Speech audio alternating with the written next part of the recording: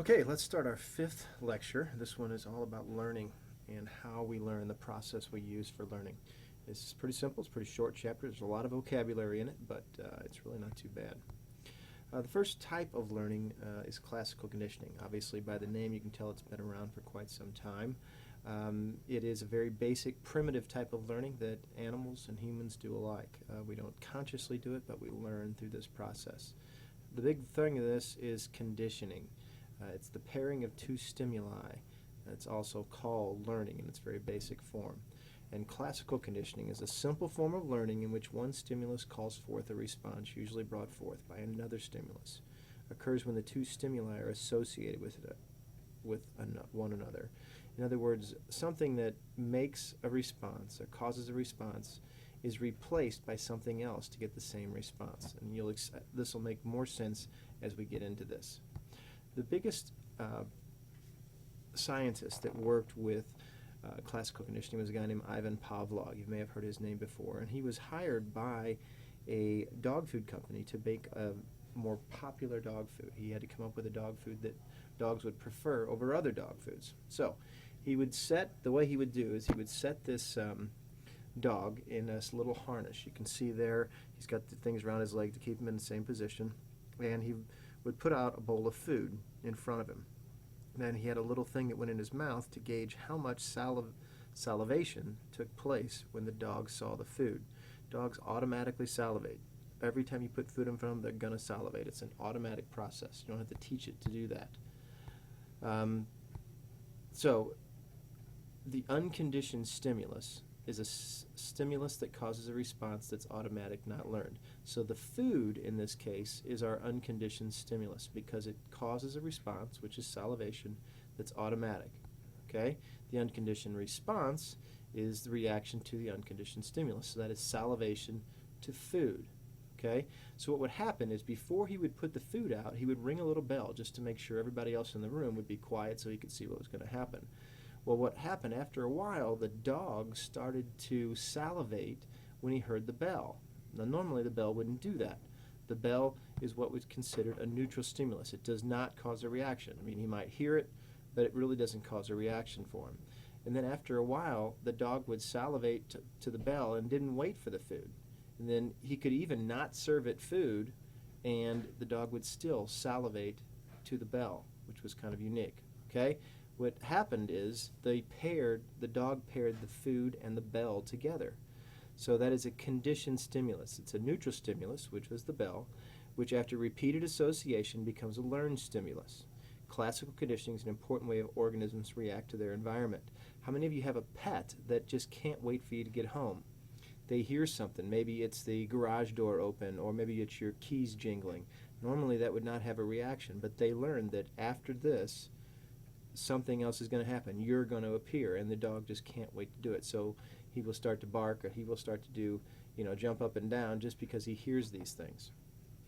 So a conditioned response is a learned reaction to a stimulus that was previously neutral. So that is salivation to a bell. Okay? So we have unconditioned stimulus, unconditioned response, neutral stimulus, conditioned stimulus, and conditioned response. Got to know where all those go in that experiment. For example, this is an ad for a Porsche. Okay? The unconditioned stimulus is an attractive woman's legs. Guy sees that, they're attracted obviously because of the legs. Unconditioned response is, like it says, the manufacturer hopes the male viewer will be mildly aroused by those legs. Now, he's wanting us to pair those legs with that car. So if we buy the car, we get those legs. Does it happen? Obviously not. Well, so I guess sometimes it does, but that's the idea behind this whole basic process. Right? Something that goes along with this is taste aversion. It's a learned avoidance to a particular food. It's one trial learning. You eat something, it makes you deathly ill, you don't eat it again. You've learned that that will make you sick. It happens with animals, happens with people, happens with everybody. Extinction occurs when a conditioned stimulus is no longer followed by an unconditioned stimulus. In other words, we quit backing up the bell with the food. So it eventually loses its ability to make the dog salivate. He will do it for quite some time, but then all of a sudden, or not all of a sudden, he will just gradually go, I'm not even going to salivate to that. He doesn't think about it, but it doesn't happen anymore either. Now, once something's extinct, it only takes one time for that pro-learning process to come back in. So he hears a bell and you back it up with food again, you don't have to go through the whole learning process. Every time he's right back in the game, and he'll be right back salivating to the bell once again. Generalization, the act of responding the same way to stimuli that are similar, even though they're not identical. So let's say he takes the dog home and the doorbell rings. Dog will start to salivate. The phone rings. Dog will start to salivate. Any bell will cause him to salivate. He's generalizing. He thinks every bell is going to be followed by food. Now, if you can teach the dog to respond differently to different bells, then you're really doing something. That's discrimination, the act of responding differently to stimuli that are similar but not identical to each other. That's discrimination, the opposite of generalization. Okay? Flooding is exposing a person to harmless stimuli until fear responses to that stimuli are extinguished. It's a way of learning. It's very drastic. Let's say if you're scared of spiders. We put you in a small room with spiders that can't hurt you. You're either going to totally flip out on us, or you're going to get over that fear of spiders. Systematic desensitization, it's like flooding. It's very gradual, not near as dramatic. We've been practicing this in our elementary classes forever. You may have had a pet snake in a class. First day, there's always a couple boys who want to play with it, but usually people are pretty apprehensive about touching the snake or the rat or whatever it happens to be. But by Christmas, after gradually being exposed to it day after day, that total fear is gone. And by Christmas, they're asking if they can take it home and take care of it over Christmas break. Counter conditioning. We've been practicing this for years. It's when a pleasant stimuli is paired repeatedly with a fearful one, thus you counteract the fear. What I mean by this is every time we go to the doctor's office to get a shot, they give us a sticker, or they give us a sucker, or they give us something. So the kid, rather than worry about getting the shot, is excited because he's going to get some stickers. Now, they use something called the bell and pad method, which used to help bedwetters. Now, this sounds a little bit crazy, but what actually happens is it's a product like this. They put that pad underneath the sheet, so when a young kid, toddler, after they've been potty trained and everything, it's usually boys. Boys, for some reason, wet the bed longer than girls do. But as soon as they pee, that alarm goes off and wakes them up. And then they've gone, oh my gosh, I've peed. Well, just like that dog's brain worked backwards and said, okay, just before I got that food, there was a bell. In this case, just before I got woken up, I had that full bladder feeling. So rather than wait for that bell to wake them up, they'll wake up with that full bladder feeling, and they'll wake up and go, oh my gosh, I have to pee. So it actually does work. All right, operant conditioning. Operant conditioning is the second form of learning. It's when organisms learn from the consequences of their actions. Like because you want good grades, you study. If your grades are average at best, and all of a sudden you study for a test once with a friend and you get a good grade, wow, I'll do that again. I'll get more grades. The big guy here was a guy named B.F. Skinner. That's him there. He did extensive research with birds, rats, and operant conditioning. He built these Skinner boxes. There were animal cages designed for controlled experiments. There's an example. It's got a grid, a food trough, light, speaker, lever. I mean, that's just a standard box there, but he's the guy who designed most of those.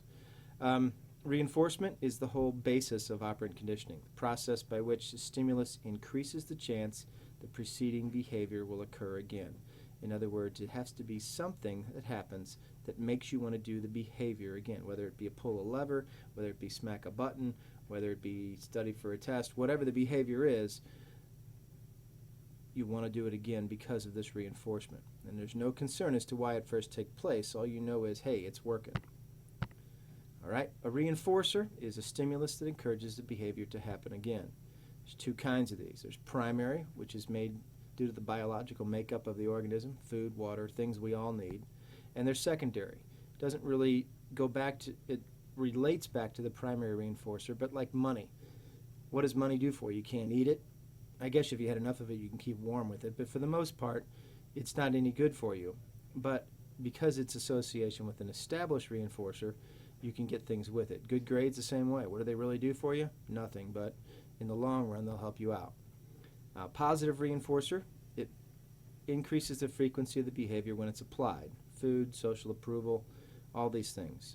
A negative reinforcer increases the amount of behavior when removed. In other words, you perform the behavior to get these things to stop. So, if the rat hits the lever, he gets a piece of food, that's a positive reinforcer. Okay? A negative reinforcer, you want him to hit the lever because it's a reinforcer, but negative means that you have to get it removed. Now, if he hits the lever and gets shocked, that is not a negative reinforcer because he won't hit it again. But if he's getting shocked and he hits the lever and it stops, that's a negative reinforcer. So don't confuse it with punishment. Rewards are like positive reinforcers, but they vary on an individual basis. You know, what's a reward for me? I like power tools. It's probably not a reward for you. So they vary according to person. Going shopping at the mall, that is punishment to me. That is not a reward. For some of you, just the opposite.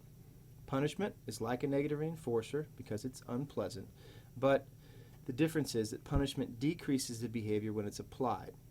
Hit the button, get a shock, right? That's punishment. Now, why is it not the way to deal with problems? There's a lot of reasons here. Punishment does not teach the alternate acceptable behavior. If you have a little dog and he goes to the bathroom in the middle of the living room and you punish him for it, all he knows is, I don't need to go to the bathroom in the middle of the living room. Doesn't mean I can't go in the kitchen, doesn't mean I can't go on your bed, but it doesn't teach you what you're supposed to do, only what you're not supposed to do. It only works when it's guaranteed. You know, if you think you can get away with it, well, you're going to try to get away with it. You know, a lot of people drive drunk. After midnight, they say 50% of the people on the road are intoxicated. Why is that? Because the chances are they're not going to get caught. But if you knew absolutely you were going to get caught, people wouldn't do it. Severely punished people or animals might try to leave the situation rather than change their behavior. Happens all the time. I see students that are like, oh, I can't stand my parents, I'm moving out. You know, they punished me. Well, you know, get used to it. That's life. Everybody gets punished. It may produce anger or hostility. You know, if they say, hey, give me your phone, I need it for a week. A lot of you are going to be pretty upset by that. It may have broader effects than desired, and this occurs when you're not aware what you're being punished for. You know, you come home, say you did 3 different things. You didn't know that you would get punished for them, but you get punished and you're like, well, what did I do wrong? I mean, we've all done that when we're getting, you know, when I got spanked, I'm like, what did I do? You know, because sometimes I really didn't know. So I don't do any of those things anymore. Some of them could have been good. It may be imitated as a way to solve problems. If you've babysat for little kids, like a 5-year-old and a 2-year-old, you'll see the 5-year-old punish the 2-year-old. See it all the time. All right, and there may be unforeseen benefits to punishment. If I send you to your room, some of your rooms are like Club Med. You got a phone, you got TV, you got a computer, you got everything you need in there. You got your music, you can take a nap. That might be a benefit. Maybe you just needed some time out. All right, now, part of reinforcement is your schedule of reinforcement. It controls how often the reinforcement occurs. It determines how effective it is. Well, you have continuous, obviously. That's every time you hit the lever, you get something. Not always practical. If you get $100 for every A, well, for some of you, your parents are going to be forking out quite a bit of money. For others, of course, it won't make any difference. But the behavior stops shortly after the reinforcement stops. As soon as the $100 get coming, the grades start to drop. Partial reinforcement means that you're not reinforced every time, and the behavior usually will last longer because you don't really know when it's going to be reinforced again. There's 2 categories of these. There's interval schedule, which deal with the amount of time between reinforcements, as in clock time, and there are 2 types of these. You have a fixed interval. It's an exact amount of time that must occur between reinforcements. Response time will slow right after the last one and build up right before the next. If you've ever been in an operation or maybe know somebody who has, a lot of times they'll get their pain delivered with a morphine drip, and they'll have a little button, so they press the button, they get morphine. Well, if it wasn't fixed to where they can only get so much every minute or so, or every half hour or every hour, then they would just keep pressing the button, they'd keep passing out. So they have to limit how much you can get per hour. And then there's variable. This is a variable amount of time. It might be 5 minutes, it might be 10 minutes, it might be an hour, it might be 2 days. We don't know how often you're going to be reinforced. It might have to, in order to generate something like this, you'd have to have a computer or something like that. I don't have a great example of this. It results in a very steady amount of behaviors because you're just going to keep pressing the button even though you don't know how often it's going to be reinforced.